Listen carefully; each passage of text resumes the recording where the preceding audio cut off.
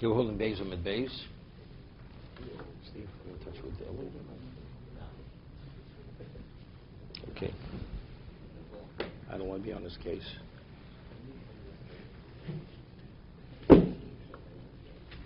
Okay. Okay, Beis or mid Beis, we have Machloksa. Rabba and Ravo. When Mishnah says that a person who brings a get, a shliach, an agent, he has to say why? Is because the sofrim in Chutz Loretz, they're not bikim lishmo, they're not proficient in lishmo, so there's a chance the get was not written lishmo, so therefore the agent has to testify that it was written lishmo, or is the reason because ein edim mitzuyim l'kaimo? Because since if it should be contested, if the husband should claim that it's a forgery, so normally you locate witnesses who either is their signatures or recognize the signatures, but if it comes from overseas, you're not going to be able to locate either. And it becomes an issue. So therefore, you have the agent who delivers the get, he certifies the get that it's not a forgery. Gemara says, what's halachic difference between the two of them? Gemara says, my benayu, second line, ik benayu dasyu beitrei. If two witnesses would bring the get, they don't have to say b'fonei nechtam. According to Rava, why? Because if it's substantiated, they brought the get. We'll see in a moment. Rashi and Tosas. Because they are the witnesses. But they said nothing.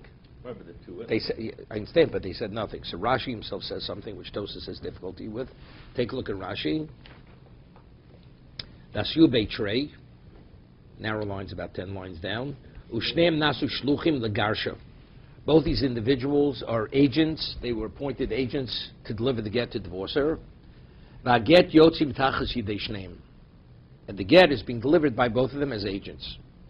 The Rabba boy Lamemar. So according to Rabba, that the concern is maybe the get was not written Lishmo, even though the two, it's irrelevant. They have to testify that what? It was written Lishmo. The Rava lo boy Lamemar. But according to Rava, that it's purely to certify, it's not necessary for to say a word. Why?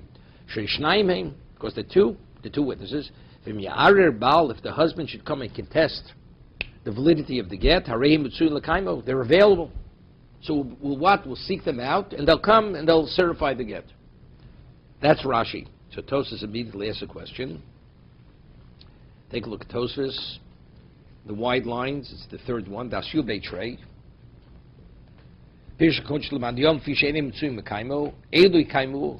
Those two witnesses who bring the get, they will certify and substantiate the get.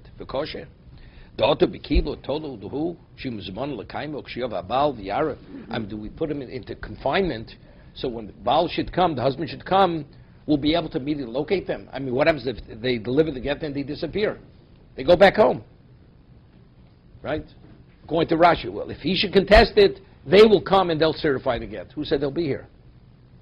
Right? So therefore they should testify to the validity of the get, that it's not a forgery. The second question is even a better question. The lomali dasyu beitrei. What do we have to have? The difference is whether you have two witnesses delivering or not. What do we say? Let's say you deliver it in a community where you have people in the community who recognize those signatures. They came from overseas, but it's a known signature, and many people recognize those signatures. If it's lishma, it's irrelevant if people in the community recognize the signatures. But if it's going to Rava that the concern is if he should contest it and claim it's a forgery, so you have two witnesses, two people from the street. You summon them, they'll certify it. Well, why do they have to be shluchim? That they themselves were appointed to be agents, even if they're not agents. And because these two questions, the Riva explains, Asu beitrei, va'amri shabal sholcham. All they say, we are agents. They say, why? What are they going to say? This is very important. Two witnesses deliver a get, they testify, we are the husband's agents.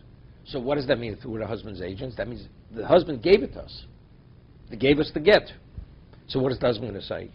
It's a forgery. They can't say. Right? You can't say it's a forgery. If he gave it to them, evidently it's not forged. We'll see in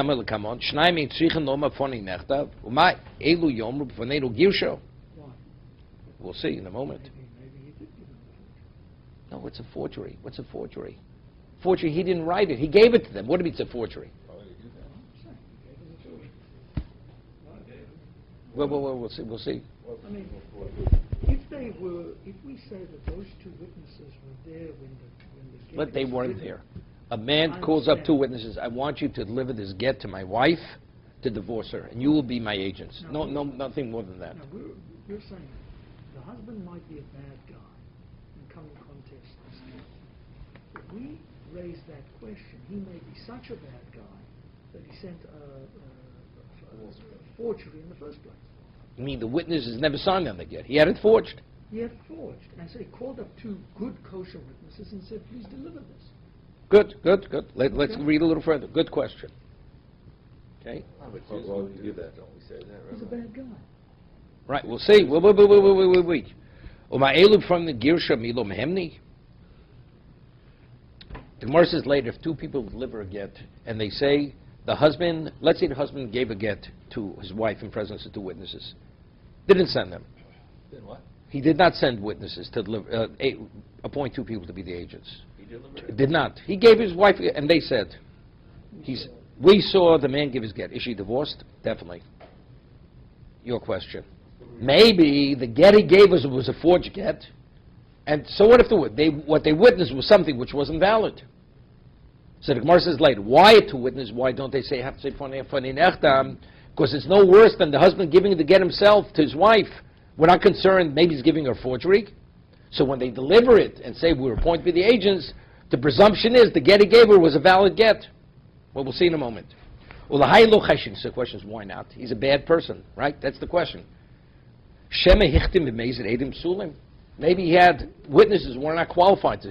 Maybe he had relatives sign, or a person was a thief, whatever. People who were not qualified to sign. The mistama, so Tos says, because we could presume came the sholach will get kedin also. There's a presumption if he sent a get with agents, it conforms with all the laws of a get, and he did not. The eino choshid lachshilo. He's not suspect that he wants her to commit adultery. To that degree, he's not.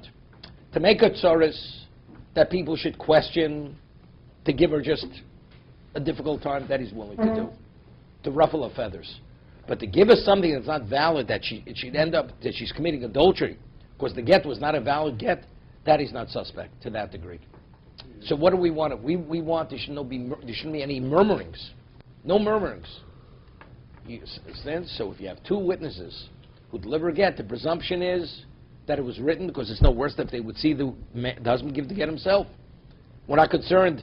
He'll say, the get I gave my wife was a forgery, or I signed witnesses that were not qualified to sign. So when they delivered themselves, saying we were the agents, the presumption is they gave him a valid get, therefore. But if the reason is that it's not written lishma, it's a problem. Because if it's out chutz loretz, there's a concern, because it's as a result of the ignorance. Nothing was done as a result of malice, deliberate. The sofer didn't know the halacha of lishma. So therefore, for there, he has to say fonei nechtam. So we're presuming the Baal knows the halachas of how a get has to be written. Which means he went to a sofer, had it done legitimately. Right, sofer has to write it, right? Sure. Sofer writes it, and the witnesses, everything was done correctly. He's not interested in doing anything which is wrong, the husband. What he says afterwards, that's a separate discussion. He's saying that if the husband conducts himself as a full Jew, he has a cheskes kashrus himself, and we impart that to the get. Correct.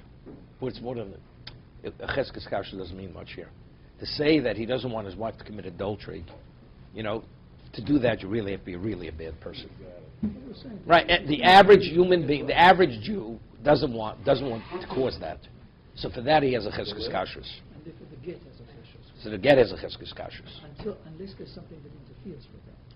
Such as lishma. We say maybe it's just nothing deliberate. Maybe the sofer wasn't aware that you were supposed to write the get lishma. Because in chutz loretz, they're not as proficient regarding these laws as in Eretz Yisrael.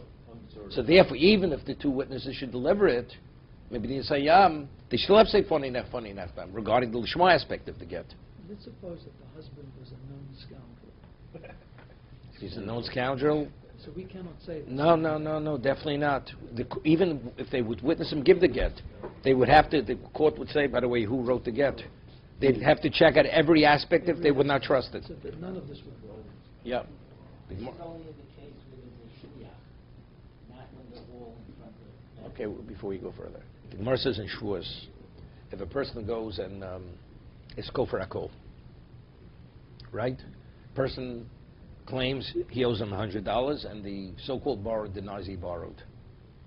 Rabbinically, you have to swear. On the Torah level, one only has to swear if motive mikzas, where you give some credence to the claimant, but if you deny that you ever borrowed, or let's say you say you paid, you have to swear. You have to swear. Why? That's number one. And even if you swear, the Bezdin, when they impose the shvua on the person, they say you're swearing al das Bezdin. You're swearing based on what we understand. It's not what you understand. Why? Gemara tells over a story. Rava was a dayan, was the judge, was the Bezdin, and this person was a scoundrel, the borrower, the so-called borrower. So what's it? So the lender comes and says, I lent you so much money. He says, never borrowed. Or I borrowed, I paid back. I paid back, I paid you back. Well, let's say it was a case of whatever it was. And they said, okay, swear. Kofar Akol swears rabbinically. So he was a man who walked with a cane. So he says to the claimant, he says, could you please hold my cane? And he took the shvua. The lender became so infuriated, he took the cane, he smashed it to the ground. All of a sudden, all the coins fell out all over the courtroom floor. So which means, after that, it wasn't enough just to take the oath, it's al das Bezdin. When he says, I returned the money to you, it's what we understand. Returning means payment. Not that physically you gave him the money, then afterwards you're going to take the cane back. As a result of this is a scoundrel. So because of these kinds of people, the court, when they present the oath, it's in the context, not the way you want to communicate it, but the way we understand it. We understand giving the money means payment. Otherwise, it's considered taking a false oath. Okay? So you're right. If it would be that kind of person, we would not trust. He's suspect at every level. We'd have to verify every aspect of the get that it was written 100% kosher. We don't say something along the lines that this is like a whole new level because it's producing mamzerim. That's, money's different. No, I'm just giving you an example. A person's a true scoundrel. This is also, again, because of mamzerim, we don't want any trouble here. You understand? The Gemara is going to come out. It's not even regarding lishma. It's not a real concern. The average, even in chutz la'aretz, the average sofer is aware of the laws of concern, but there could be murmurings. In Eretz Yisrael, there's no sofer who doesn't know the law. So even if he should say something, it's totally going to be ignored. The halacha is that if you speak about somebody in a even praiseworthy way excessively, it's considered avak lashon hara. Why? Because it's inevitable. Somebody, either you're going to say something, or somebody's going to make a comment. Could he really be that perfect? I know this about him. I know that. So you're actually provoking someone to say something negative. Either you're going to say somebody else. What about a person who is a renowned tzaddik? Nobody could even contest his tzidkus, his specialness. And you speak about that person in a public setting. You don't have to be concerned. Why? Because even if somebody should try to say something, he's going to be shouted down immediately. He'll be silenced immediately. Because nobody even would question it. Eretz Yisrael, Gemiri Lishma, the Sofrim, there's no such thing. The Sofer is not careful in this area. If the husband said, well, it wasn't written Lishma, he's totally going to be ignored. It's not even Laz. It wouldn't cause any ripple, nothing. He's totally ignored. Chutz la'aretz, where there are some, although it's a minority of a minority, you never know, people. You never know. So because there could be murmurings, and it has to do with the legitimacy of Klal Yisrael, therefore they say you bring him din sayam, you have to say b'fani nechtam. So this removes any concern of the pedigree of Jews. After she's divorced, there's no question. She's definitely, the marriage has been terminated through the get. The chutz la'aretz is a question of doubt. Even though it's a slight question, but that's enough. Well, it's a question of doubt. Okay? Now, I just want to ask on the woman herself. You've mentioned many times that story of the woman who fabricated that her husband died. And you've said that if a woman wants to make a claim like that, she's got to go to the ends of the earth to verify. Because the consequences... She does not. The consequences are so Therefore, severe. she's believed that she's She's dead. believed. A single person is believed. Now, what about a woman who receives a get? what are her obligations to verify the authenticity of the get that was done in Shema? Because after all, she has a tremendous potential problem on her hands. Again, the Gemara says in Yevamis, a single witness is believed to say a woman's husband died. Even a non-kosher witness, a woman who's not qualified to test, she is. Why? Because of the ultimate consequences that if he is alive, she's going to suffer from those consequences. Therefore, we're lenient initially, because we say a woman will not rely on that single testimony unless she's been verified, she left no stone unturned, and she determined the man is not alive. She will not marry because she understands what the consequences are. Her children being illegitimate, she has to be divorced, not only from the man, separated from the man she's married to, even her original husband, then she's not going to allow her to go back to him. So because of that, the severity of the consequences, she's definitely going to verify it before she crosses that line. But again, that's only because we read her the riot act in advance. If he should come back, if it should not be truthful, you're going to suffer the consequences. When you have two witnesses, there are no consequences. Let's say a woman marries, and two witnesses testify her husband died. Then the husband should come back. The witnesses were false, or they have made a mistake. She's permitted to go back to her original husband. That's considered no different than a rape. She inadvertently committed adultery. She's not held liable. She needs no get from the man she was married to. She returns to the original husband, and that's it. And the children? Well, she had children. The mamzerim. It's no worse than any time a woman has a child from another man when she's married. It's a mamzer. But she has no obligation. She has no obligation. Halachically, you put a person to death based on testimony of two witnesses. So if the two valid witnesses, the get has been determined to be a valid get, marriage is terminated. She has no reason not to remarry.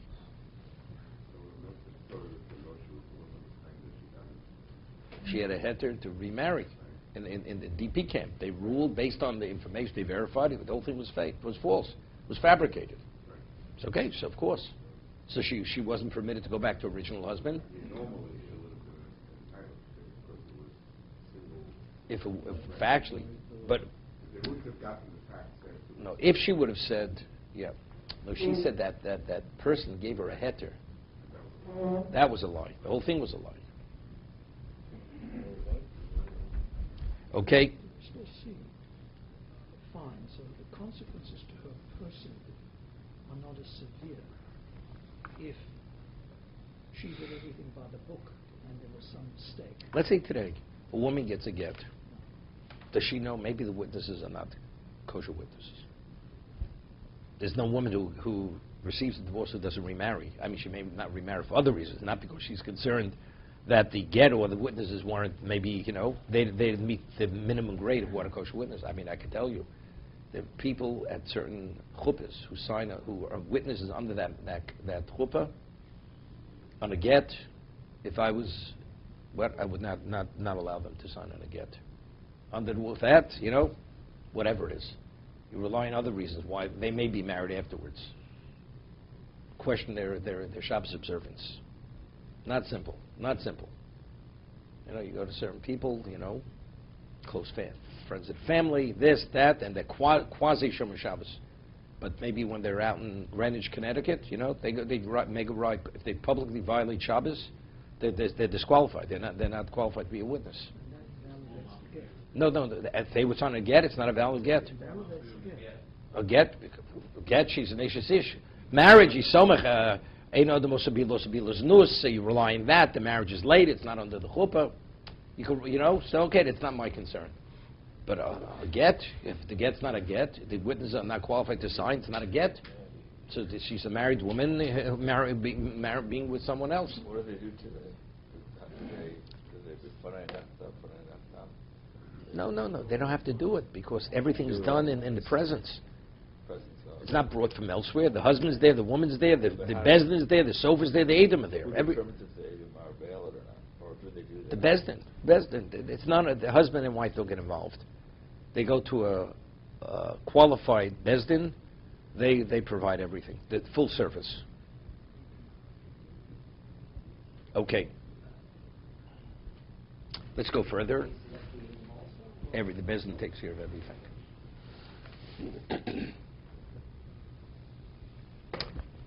Inami b'dina Eretz Yisrael.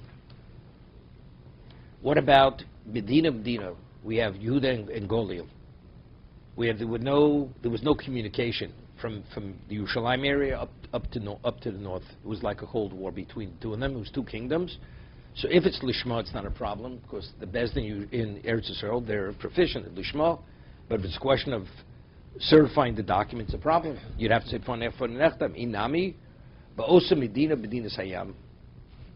It was the same Medina, same country, overseas. So locating witnesses to substantiate it, it's not a problem. To determine its authenticity, it's not a problem. But lishma is a problem. Okay. So over here, Rashi says something interesting. Rashi says that when a person is fonei nechtam, even a single witness, he doesn't say the word lishma. So he says when you testify, fonei nechtam, the single witness, the court says, was it written lishma? And he would respond, yes, it was written lishma. That's Rashi over here. Third line of Rashi. When the single witness says, it was written before me, it was signed before me, and then the court asks him, we ask him, was it written l'shma? And he says yes. I mean, this is like it seems to be from you read the Gemara, all the Sofer, the Shlich HaSeifon Nechtam, it ends with that. So Tosas disagrees. Why even that? Why would even according to Rabbah? No, we're going to Rabbah that the Bezdin Chutz Loretz may not be proficient. No, we're going to brought. Maybe this Hayam. Speed was brought overseas. Wait, Gene, you're off base here. We're talking basics. The question, it says in the Mishnah, bring a get from overseas. The Shliach has said fonei nechtam. After he says that, does the Bezdin ask him any questions? So Rashi says yes. They ask him. What does that mean? Was it written l'shma? I mean, he has to respond. Yes, it was written l'shma. Even saying that. It's not enough. In addition, he has to say, when they ask him, he has to respond, when I said that, I meant lishma. So Tosas asks, it's chosim in ha-sefer. It seems to be, he doesn't have to say mon fonei nechtam. So Tosas learns that presumption is when he said that, that's what he meant. It was written before me, lishma. It was signed lishma. That's it. We don't ask any questions. Rashi says, no, we have to ask him the question. Okay? It's argument. Machlokes remain and Reb Lezer. Later we'll see. When Terz is v'kosav. What does kosav? Does kosav mean writing the text of the get? Or kosav means v'chosav? Okay? Reb Meir says kosav means v'chosav. Which means even if the get was not written for this particular couple.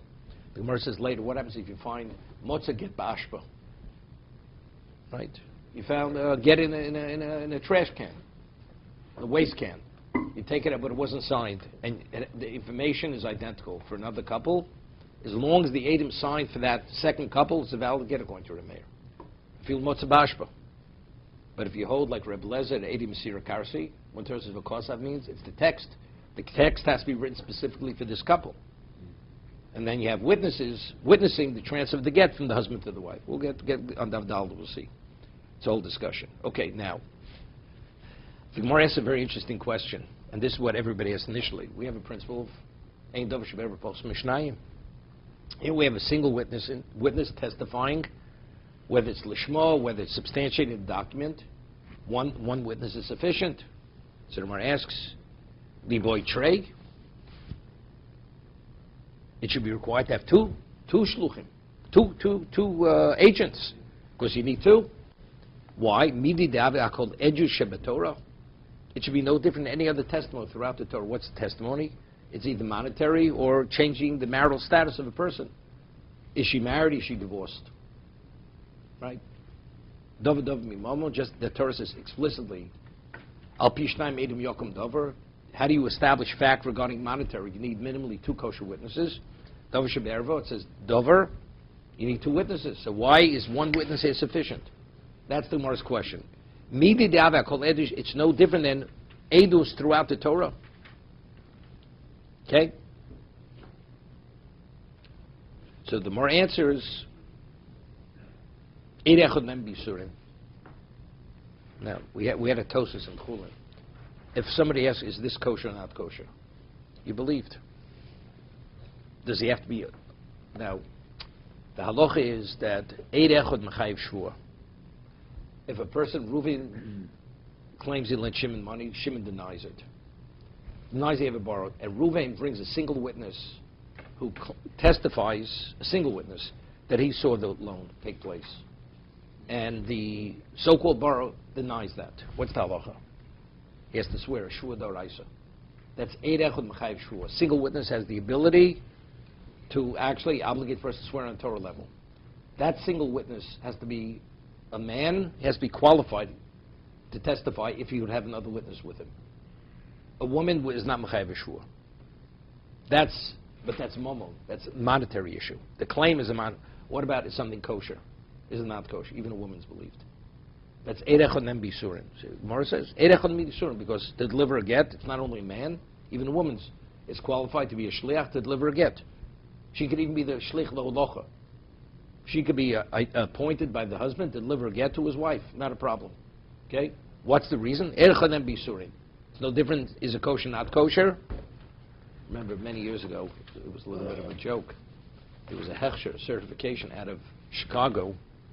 This is when they used to have Sinai 99 hot dogs, which no religious Jew would eat it. It was worse than Hebrew National. So I shouldn't the word religious. No observant Jew would eat Sinai 99 or what's his name, or Hebrew National. So there was a Rebbitzin out of Chicago. Her name was Rebbitzin Zemba. That was her name. She gave a hechsher under the certification of Rebbitzin Zemba. You have a Rebbitzin giving, like you have a OK, Chavke, OK, whatever it is. In those days, they didn't have these organizations. They had people's names on it. Okay, but factually, she's qualified.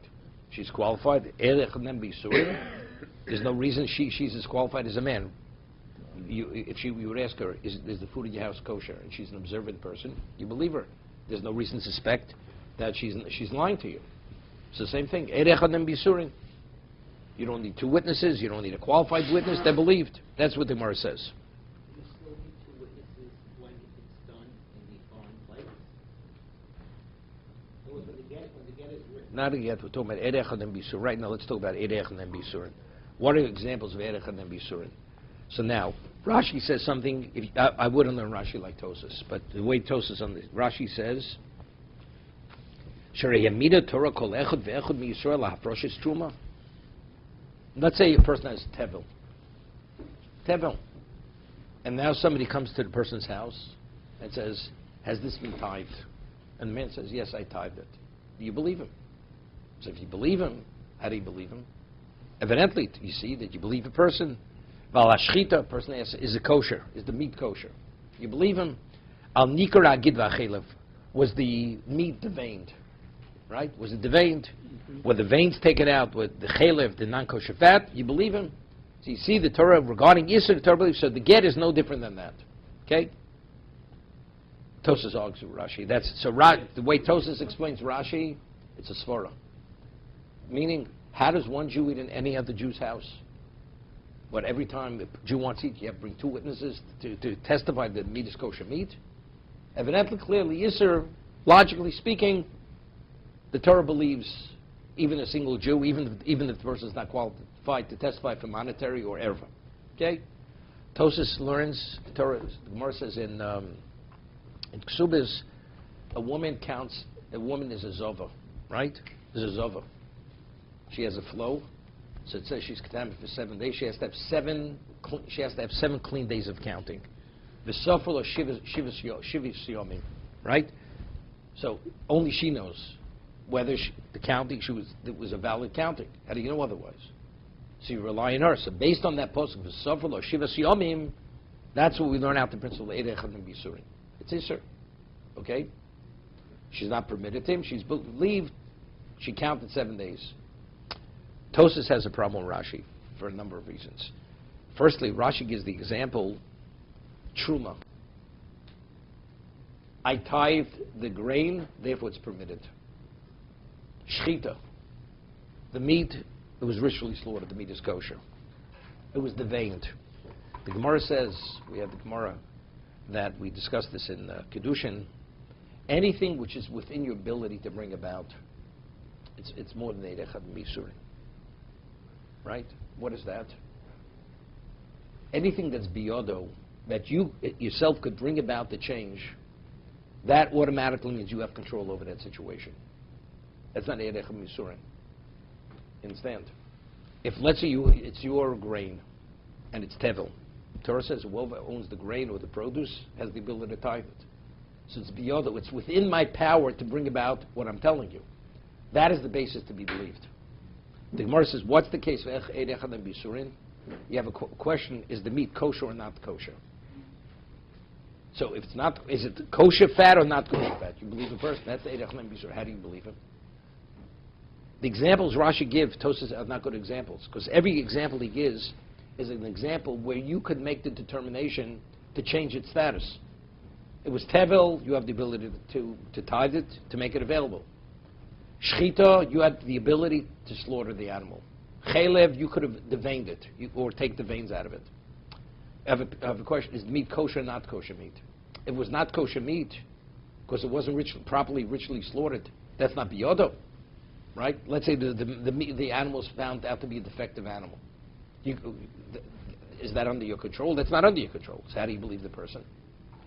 So evidently, that's Eidechad Misurin. So Tosa says, he disagrees with Rashi. Rashi says it's a svara. But he says, even if it's a svara, otherwise people can't eat in one another's houses, but the examples he gives are not good examples. Because every example he gives is an example where you have control over the situation. No. Did you devein it? Did you devein the meat? So that you remove the fat. It takes an expert to do this. So Tosis explains, anything that theoretically you could learn, or you could hire an expert, you're able to hire a ritual slaughterer. That's biyodo. That's also biyodo. It's not in my hand. I have to go out. I mean, That's biyodo.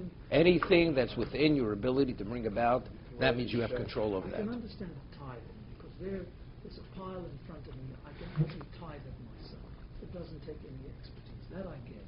But shchita? So Tosis, even if you're not, he says, either you could learn how to be proficient, and even if not, you have the ability to hire a ritual slaughterer that he could have brought about that same result. So Tosis says, but it's after the fact. Wait. Okay. First he says that's also biyodo, because you have the ability. So he says, as long as the situation initially you had control, therefore that's the reason why even post facto you believed. The Torah says in this setting, because I could have brought about the end result, therefore Torah says you believed in that area. Even though at this moment you no longer have control, because it's post facto, doesn't make a difference, right? That's that. So therefore, Tosa says, Rashi's examples. I'll give you an example. The Gemara says in Gitten later, a sofer writes, you have a Sefer Torah, and the question was it written Lishma? If Sefer Torah wasn't written Lishma, it's not valid. So Gemara says, if it's the sofer, it's biyodo. It's after the fact. Right? If you say, am I going to write a kosher sefer at this moment, it's within my ability to have the proper intent to write it properly. But if it's already a finished product, it's not biyodo any longer. So that's like post facto, the animal's already been slaughtered. But since at one time, pre-slaughtering, I had the ability even to slaughter it, to hire one, so over this situation, initially I was in control, that's where the Torah believes you. But what about a situation where you have no control? How do you know that? Such as, is it kosher fat, not kosher fat? That has nothing to do with your control, correct? Was the animal defective, not defective? That's not within your control, right? Let's say you had two animals. One was defective, one's not. Which one did you slaughter? It's not biyodo. That's Eidechad Misurin. That is a single witness. Tosa says that I learned from Nida. You see, the Torah gives full credibility and reliance on a person, even a single witness, that for the woman to say that had 7 valid days of checking. So she's believed. Why shouldn't it? That's a memotzino. That's the example, and I draw from that to everything else. It's not shnei ksum ke'echad, right? That is the example that I draw. Torah is one example. From that, I draw to everything else. For every case of this, From there, I mean, Tosei is another question. This whole question about whether a woman can be relied on in the case of Nida is a very personal matter between the husband and the wife. It doesn't relate to anybody else. Okay? It's personal business. Okay. Now we're saying she could cater for a banquet. Wait You a can second. extend Wait, from wait, this, wait, cater for a wait, banquet wait, and say, wait. this is Forget about the personal, okay? Let's husband and wife are on a desert island. Nobody else is there, so there's no personal because nobody exists except for the husband and wife. Adam and Eve, the first couple, right? Nobody's there. How is the husband permitted to believe his wife that the Torah says your wife is not permitted to you once she has the flow? She's believed to say to go to the mikveh. If it's just a nida, it's waiting time. Just go into the mikveh. That's biyoda. That's biyoda. That's nida. What about zova? Zova's not biyoda. She has to have 7 clean days. So if she has to have 7 clean days, how do you believe her? The husband. How does the husband? How is it? Let it be personal, private. How does the husband believe the wife when she says, "I counted 7 clean days"? Let's go with what Tosfos says. So What the Tosfos. Torah- So, reciting the Torah. so that is the basis. Erechem and bisurin. I would say only Why not? Only in private matters. But this is It's a more- kolshkein. No, This is kores. What are you talking about? This is Dervish Erva. This is kores. I understand. You believe a woman to that degree something which is kores, and she's believed to say, I had 7 clean days. So if you believe it there, what, kosher and not kosher, definitely you would believe her. Is this kosher meat, is not kosher meat? It's a kolshkein. So what if it's a private matter? But the husband still, he has to be able to engage. Is he permitted to engage with his wife? He's not permitted to engage with his wife. What is the private matter? Why does that have any bearing on her credibility to testify that she's permitted to her husband? Well, I would see it that way. If the Torah wanted to establish this example, use something in the Torah, call it Tosfos. But this is the most extreme level where the Torah says she's reliable. She's reliable. Even something which the prohibition was kores, she's believed to say 7 days past, clean days. It's something she's not in control of whatsoever. Either it is or it's not. Torah says she's believed. Okay, that's Tosfos. Tosfos asks many other questions. What time do you have? We have another minute. Okay. If you remember, because Tosfos himself addresses it, the Gemara says in Yevamos has a question, leaves it unresolved. A person who has tevel, he's believed to say I tithe it. Why? Because it's biyodo. Because it's under his control. What about a third party? Unless you appoint to be an agent, you can't tithe somebody else's produce. So that's called this chazik yisura. There's a presumption that this is forbidden. A third party comes, testify. It says the owner tithed it. It's not within his ability to tithe. As an Eid Echad believe where it's contrary to the presumptive forbidden status. Presumptively, it's osur. Do you believe in Eid Echad? Mara leaves it unresolved. So Tosfos asks, a woman has a cheskes iser. Right? When she was a zova, she's forbidden to the husband. She has 7 clean days. Torah says you believe her. So why shouldn't that be a basis to resolve this question? It's a chazik yisura, and Torah says after which he says 7 days, I had 7 clean days. She's believed. So you see, it ain't echad. Even it's not biyodo. It's not within her ability. She's believed to say that what? That she had 7 clean days. So why does the Gemara in Yevamos resolve it from the pasuk? That's Tosfos' question. Because she had a cheskes sister. She had a cheskes sister in that moment. To be continued.